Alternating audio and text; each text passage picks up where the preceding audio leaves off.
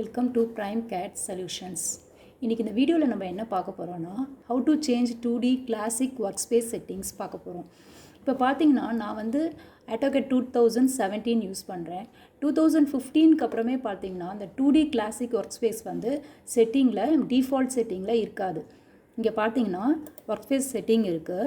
இது நீங்கள் display workspace label on பண்ணிக்கிட்டிங்கன்னா இதில் டிஸ்பிளே வந்துடும். இதில் பார்த்தீங்கன்னா டிஃபால்ட்டாக இப்போ வந்து 2015க்கு அப்புறம் பார்த்தீங்கன்னா drafting and annotation, 3D basics, 3D modelling அது மட்டும் தான் கொடுத்துருப்பாங்க.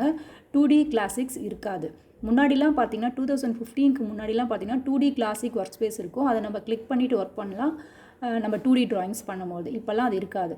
இப்போது அந்த 2D கிளாசிக் ஒர்க் ஸ்பேஸை நம்ம எப்படி நம்ம செட்டிங்லேயே எடுத்துகிட்டு வரலான்றதை நம்ம இந்த வீடியோவில் நம்ம பார்க்க போகிறோம். இப்போ டிராஃப்டிங் அண்ட் அனோட்டேஷன் இருக்குது, அதில் நான் வச்சுருக்கேன்.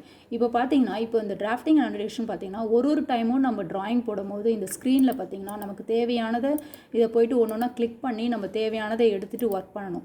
அதுக்கு நமக்கு டைமும் வேஸ்ட்டு. நமக்கு வந்து ஸ்க்ரீன்லேயும் பார்த்தீங்கன்னா இடம் ரொம்ப கம்மியாகிடும் இந்த மாதிரி ஃபுல் ஸ்க்ரீன் அடைச்சிருக்கிறதுனால. அதனால தான் நம்ம 2D கிளாசிக்ஸ் ஒர்க் ஸ்பேஸ் செட்டிங்கை நம்ம ப்ரிஃபர் பண்ணுறோம் 2D ட்ராயிங்ஸ் பண்ணும்போது. இப்போ பார்த்தீங்கன்னா டிராஃப்டிங் அண்ட் அனோட்டேஷனில் இப்போது நம்ம ஃபஸ்ட்டு வந்து இப்போ மாற்ற போகிறோம். அதில் ரிப்பன் க்ளோஸ்ன்னு கமாண்டில் நீங்கள் டைப் பண்ணிக்கணும். ரிப்பன் க்ளோஸ்ன்னு டைப் பண்ணிங்கன்னா இப்போ நமக்கு எல்லாமே இதில் மேலே இருக்கிற எல்லாமே ரிப்பன் க்ளோஸ் ஆகிடுச்சு. இப்போ பார்த்தீங்கன்னா நெக்ஸ்ட்டு இங்கே டவுன் ஆரோ ஒரு சிம்பிள் இருக்கும். இந்த டவுன் ஆரோ சிம்பிளை நீங்கள் கிளிக் பண்ணிக்கணும். கிளிக் பண்ணிங்கன்னா அதில் ஷோ மெனு பார்னு வரும். அந்த ஷோ மெனு பாரை கிளிக் பண்ணிக்கோங்க. ஷோ மெனு பார் கிளிக் பண்ண பிறகு இப்போ பார்த்தீங்கன்னா ஃபைல், எடிட், வியூ இந்த மாதிரி நமக்கு நிறைய இருக்கும். இதில் நம்ம இப்போ எடுக்க போகிறது வந்து ஆட்டோகேட் டூல் பார்ஸ் தான் நம்ம எடுக்க போகிறோம். அதனால் டூல்ஸில் போயிட்டு டூல் பாரில் போயிட்டு ஆட்டோகேட் அப்படின்ட்டு இருக்கும்.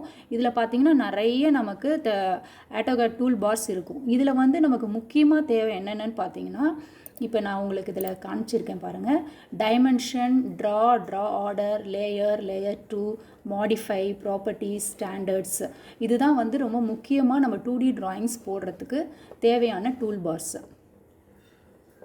இப்போது திரும்ப பாருங்கள், டூல்ஸ் போயிருக்கேன்.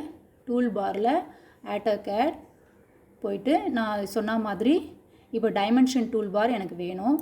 அதை நான் கிளிக் பண்ணிக்கிறேன். நெக்ஸ்ட்டு ட்ரா கிளிக் பண்ணிக்கிறேன். இதில் பார்த்தீங்கன்னா லேயர் 1, லேயர் 2, இதெல்லாம் வந்து ரொம்ப முக்கியமான டூல் பார்ஸ். அதனால் இதை மட்டும் நீங்கள் எடுத்துக்கிட்டாலே போதுமானது.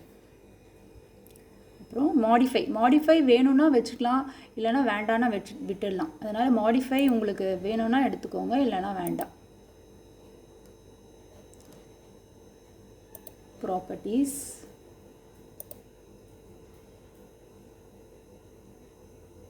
இந்த ட்ரா ஆர்டரும் வேணும்னா எடுத்துக்கோங்க, அதுவும் கொஞ்சம் தேவையான ஒன்று தான். பார்த்தீங்கன்னா ஸ்டாண்டர்ட். இப்போது நான் இதெல்லாமே எடுத்துட்டேன். இப்போது இதில் நான் இங்கே ட்ராவை இங்கே நான் செட் பண்ணிக்கிறேன். இது மாதிரி இப்போ நம்ம எங்கெங்கே நம்ம வேணுமோ தேவையோ அந்த மாதிரி நம்ம தேவையான இடத்துல செட் பண்ணிக்கலாம்.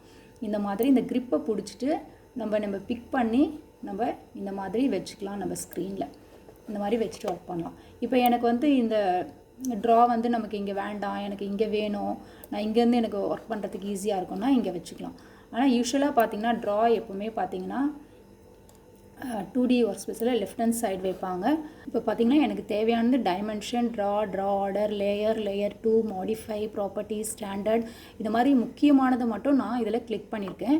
இதை முக்கியமானதை கிளிக் பண்ணி வச்சுட்டு நம்ம அதில் செட் பண்ணிட்டோம்னா இதுவே போதுமானது 2D ட்ராயிங்ஸ் பண்ணுறதுக்கு. நம்ம மற்றதெல்லாம் வந்து நம்ம கீபோர்டில் யூஸ் பண்ணி தான் நம்ம ட்ராயிங்கே பண்ணணும். கீபோர்டில் யூஸ் பண்ணி பண்ணும்போது தான் நமக்கு வந்து ட்ராயிங் வந்து ஸ்பீட் வரும் நமக்கு. அதே மாதிரி பார்த்திங்கன்னா நம்ம தேவையில்லாத இந்த கமாண்ட் டூல் பாக்ஸ் எல்லாம் இதில் வச்சுக்காமல் இருந்தோம்னா ஸ்க்ரீனும் நமக்கு பெருசாக இருக்கும், ட்ராயிங்கும் பார்க்குறதுக்கு நீட்டாக இருக்கும். இப்போது எல்லாமே செட் பண்ணிட்டேன். இது நமக்கு எந்தெந்த இடத்துல வேணுமோ அதை நம்ம வச்சுக்கலாம். இப்போ பார்த்தீங்கன்னா இந்த ட்ராவை வந்து நான் எப்போவுமே இங்கே லெஃப்ட் ஹேண்ட் சைடில் வச்சுக்கலாம். அதே மாதிரி பார்த்தீங்கன்னா இந்த டைமென்ஷனை பார்த்தீங்கன்னா ரைட் ஹேண்ட் சைடு வச்சுக்கலாம். சரிங்களா? அது மாதிரி மாடிஃபை நமக்கு தேவையானது நமக்கு எங்கே வேணுமோ அது மாதிரி மாற்றி கூட வச்சுக்கலாம். இந்த மாதிரி இந்த 8 டூல் பார்ஸ் வந்து ரொம்ப முக்கியமானது, தேவையானது, இது போதுமானது 2D ட்ராயிங்ஸ் பண்ணுறதுக்கு. சரிங்களா?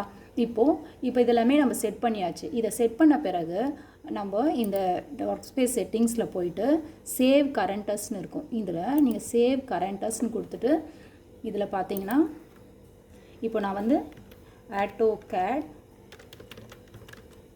கிளாசிக் 2D ஒர்க் ஸ்பேஸ் அப்படின்னு நான் சேவ் பண்ணிக்கிறேன். வந்துடுச்சுங்களா? இப்போது இதில் AutoCAD classic 2D work space வந்துடுச்சு.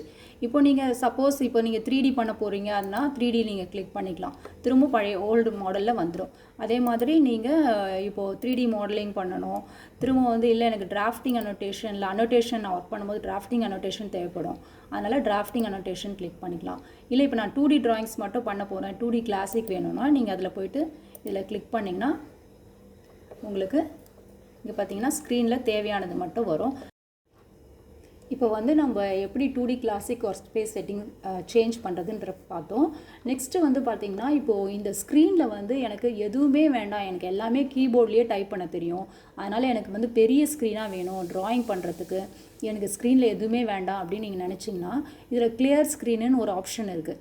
அதில் பார்த்தீங்கன்னா இப்போ பாருங்கள், how to clear screen on off, அதாவது இந்த ஸ்க்ரீனில் உள்ளது எல்லாமே போய்டும், நமக்கு எல்லாமே நம்ம கீபோர்ட்லேயே டைப் பண்ணி நம்ம அதை கொண்டு வரலாம். இப்போ பாருங்கள், clear screen on, press the keyboard Ctrl+0. இப்போ பார்த்தீங்கன்னா கீபோர்டில் Ctrl+0 பண்ணினா எங்களுக்கு பாருங்கள் ஃபுல்லாக ஸ்க்ரீனில் எந்த இதுவுமே இல்லை, எல்லாமே போயிடுச்சு, ஸ்க்ரீனில் எதுவுமே இருக்காது, வெறும் கிளியர் ஸ்க்ரீனாக இருக்கும். இப்போ இல்லை எனக்கு ஸ்க்ரீனில் வந்து திரும்ப நான் மறுபடியும் எனக்கு ஏதாவது ஒர்க் பண்ணுறதுக்கு எனக்கு வேணும், எனக்கு அந்த ஆப்ஷன் திரும்ப வரணும் அப்படின்னு நினச்சிங்கன்னா திரும்ப Ctrl+0 கீபோர்டில் ப்ரெஸ் பண்ணிங்கன்னா நமக்கு இந்த ஆப்ஷன்ஸ் எல்லாமே இதில் வந்துடும். நெக்ஸ்ட்டு இதில் இன்னொரு ஆப்ஷன் இருக்குது. அதே மாதிரி பார்த்தீங்கன்னா how to close and display the command line window, இந்த கீழே இருக்கு இல்லையா இந்த கமாண்ட் லைன், இந்த கமாண்ட் லைன் வந்து எனக்கு வேண்டாம், எனக்கு கிளியராக வேணும் அந்த மாதிரி நீங்கள் நினச்சிங்கன்னா அதே மாதிரி கீபோர்டில் how to close the command line window, press the keyboard Ctrl+9 அப்படி பாருங்கள். இங்கே வந்து ஆப்ஷன் உங்களுக்கு கேட்கும், do you want to close the command line window, எஸ்ன்னு கொடுத்தீங்கன்னா கீழே பாருங்கள் இருக்கிற இந்த கமாண்ட் லைன் விண்டோ போயிடும். அது மாதிரி திரும்ப மறுபடியும் எனக்கு கமாண்ட் லைன் விண்டோ வேணும் அப்படின்னு நினச்சிங்கன்னா திரும்ப Ctrl+9 பார்த்தீங்கன்னா உங்களுக்கு இதில் கமாண்ட் லைன்ஸ் வந்துடுச்சு. இதுதான் இப்போ வந்து நம்ம இதில் 3 ஆப்ஷன் பார்த்தோம். எப்படி 2D classic work space settings மாற்றணும், அதுக்கப்புறம் கிளியர் ஸ்க்ரீன் எப்படி பண்ணணும், கமாண்ட் லைன் விண்டோ எப்படி மாற்றணுன்ட்டு இப்போ உங்களுக்கு புரிஞ்சிருக்கும்னு நினைக்கிறேன். இந்த வீடியோ உங்களுக்கு பிடிச்சிருந்ததுன்னா லைக் பண்ணுங்கள், ஷேர் பண்ணுங்கள், ஏதாவது டவுட்ஸ் இருந்தால் கமெண்ட் பாக்ஸில் கமெண்ட் பண்ணுங்கள். தேங்க்யூ.